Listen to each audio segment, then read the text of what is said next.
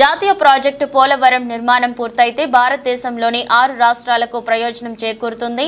గత ప్రభుత్వ హయాంలో పోలవరం నిర్మాణ పనుల్లో తీవ్ర జాప్యం జరిగింది.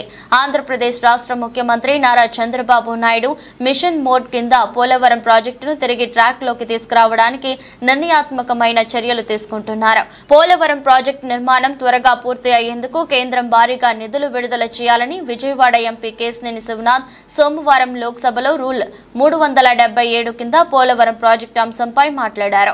అలాగే గత ప్రభుత్వం పోలవరం ప్రాజెక్టు నిర్మాణ పనుల విషయం ఎంత జాప్యం చేసిందో వివరించారు. జగన్ ప్రభుత్వం గత 5 ఏళ్లలో పోలవరం ప్రాజెక్టుకి సంబంధించి సివిల్ పనులు 3.84%, భూసేకరణ పనులు 3.89% జరిగినట్లు తెలిపారు. 2014-19 మధ్య టీడీపీ ప్రభుత్వ హయాంలో పోలవరం ప్రాజెక్టు నిర్మాణానికి సంబంధించి సివిల్ పనులు 71.93%, భూసేకరణ పునరావాసం 18.66% పూర్తి చేసినట్లు తెలిపారు.